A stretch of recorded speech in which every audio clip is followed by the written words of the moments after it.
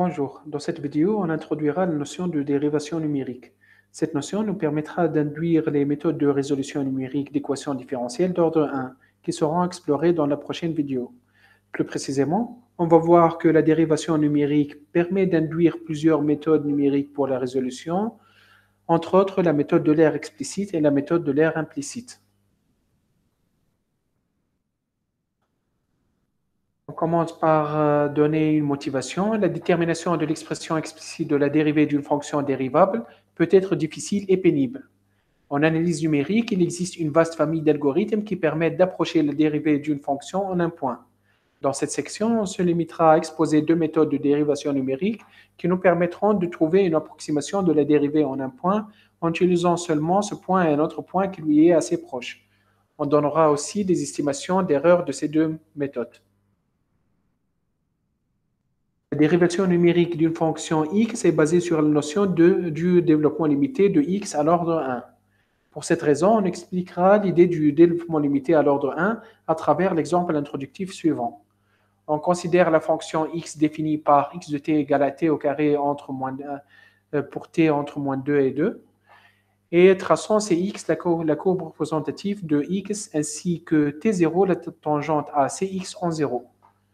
Voici la courbe représentative de x sur l'intervalle moins 2, 2. Et on a aussi tracé la tangente à Cx en 0. Appliquons maintenant un zoom pour t entre moins 0,1 et 0,1. Et on constate alors qu'au voisinage de 0, Cx et t0 ont le même comportement. En particulier, en prenant un h assez petit et en notant delta à la droite passant par 0, x de 0 et h, x de h, on remarque que les deux de droite sont à peu près confondus. C'est-à-dire leurs coefficients directeurs sont à peu près égaux. En d'autres termes, x' de 0 qui est le coefficient directeur de t0 et x de h moins x de 0 sur h moins 0 qui est le coefficient directeur de delta sont à peu près égaux.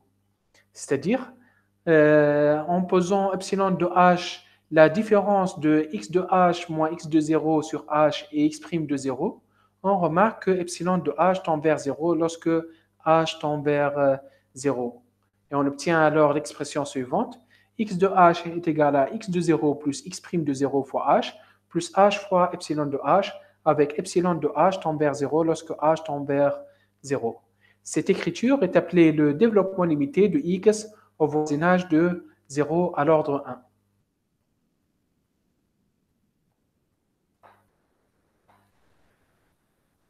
Donc maintenant, on va introduire le développement limité d'une fonction à l'ordre 1 au sens de Taylor-Young, soit t appartenant à R et x une fonction de classe C1 au voisinage de t, c'est-à-dire x est une fonction qui est dérivable et dont le dérivé est contenu au voisinage de t. Alors, quel que soit h appartenant à R, tel que la valeur absolue de h est assez petit, on a x de t plus la valeur absolue de h égale à x de t plus x' de t fois la valeur absolue de h plus la valeur absolue de h fois epsilon de h, avec epsilon de h tend vers 0 lorsque h tend vers 0. Et on a aussi le développement limité de Taylor-Young à l'ordre 1 qui nous permet d'avoir plus d'informations sur le terme reste, la valeur absolue de h fois epsilon de h. En particulier, si de plus x est deux fois dérivable, alors il existe une constante c appartenant à l'intervalle ouvert t moins la valeur absolue de h, t plus la valeur absolue de h, telle que x de t plus h est égal à x de t plus x' de t plus h au carré sur 2 fois x seconde de c.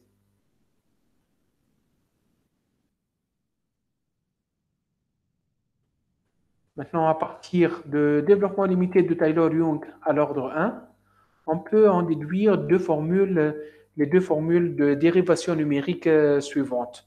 La formule de différence finie progressive et la formule de différence finie rétrograde. Soit t appartenant à R et x une fonction de classe C1 au voisinage de t. Si on revient au développement limité de Taylor-Young à l'ordre 1, On va supposer d'abord que h est positif. On aura alors x de t plus h est égal après à x de t plus x' de t fois h, puisque epsilon de h tend vers 0 lorsque h tend vers 0. Donc, en particulier, on aura x' de t est égal à x de t plus h moins x de t sur h. Cette formule est appelée la formule différence finie progressive ou la formule de différence décentrée à droite.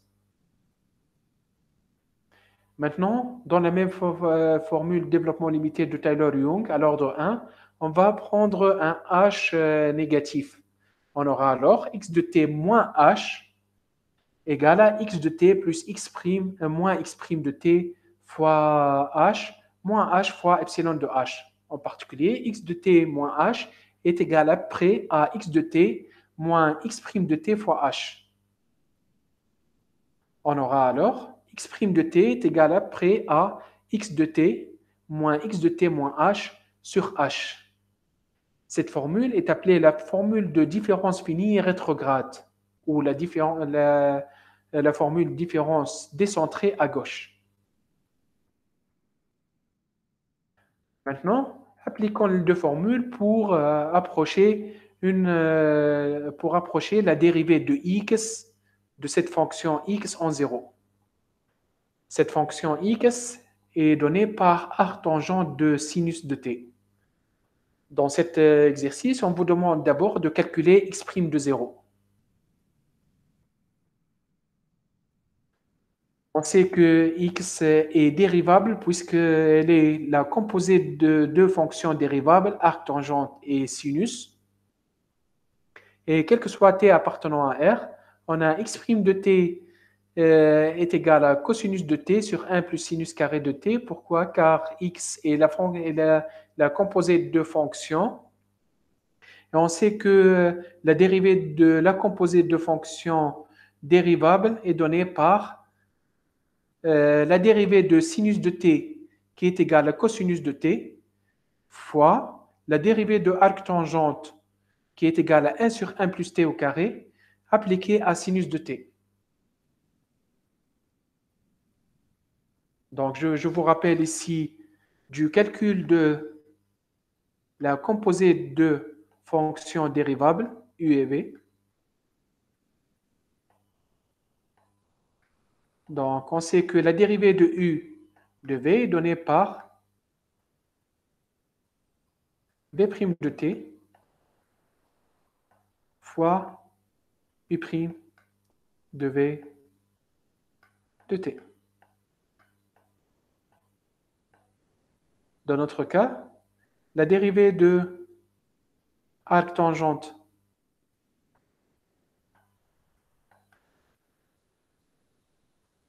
de sinus de t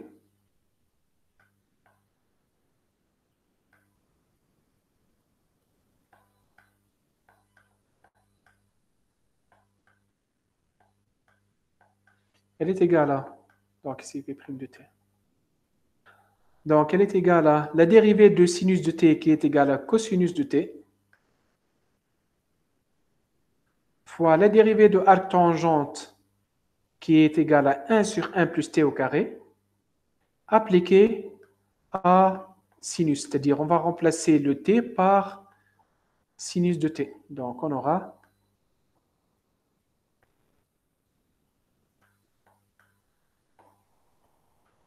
cosinus de t divisé par 1 plus sinus carré de t.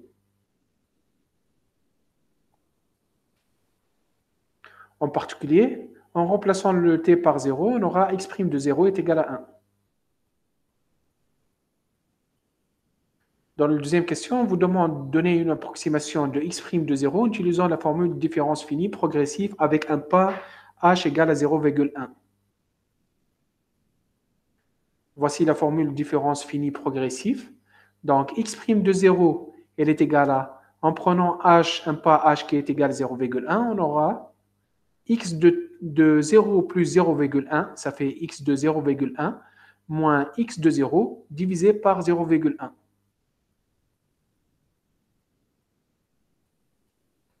Donc, x' de 0 est égal après à x de 0,1 moins x de 0 divisé par 0,1 et on aura la valeur suivante. Dans la troisième question, on vous demande de donner une approximation de x' de 0 en utilisant la formule différence finie rétrograde avec un pas égal à h, un pas h égale 0,2. Voici la formule différence finie rétrograde qui va nous permettre de donner une approximation de x' de 0. Il suffit de prendre t égale à 0 et un pas h qui est égal à 0,2. On aura alors x' de 0 est égal après à x de 0 moins x de moins 0,2 divisé par 0,2. Et on aura alors une autre approximation de x' de 0.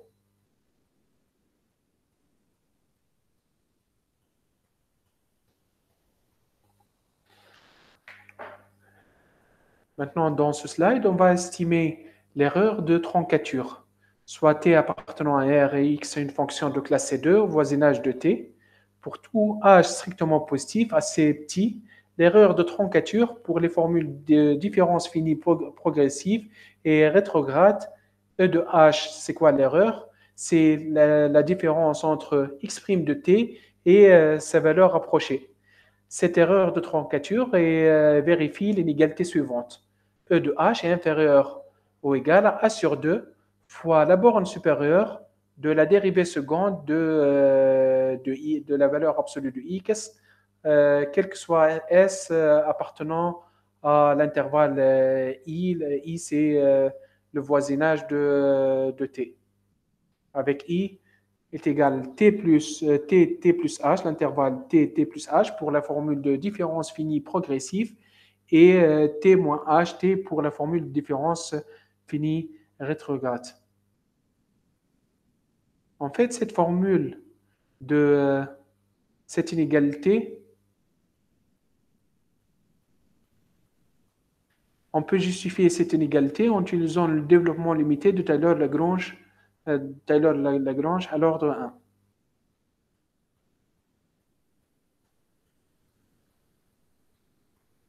Donc, à travers cette estimation de l'erreur de troncature, on peut en déduire que l'erreur des formules de différence finie progressive et rétrograde sont à l'ordre 1 en h, puisqu'on a ici un h puissance 1.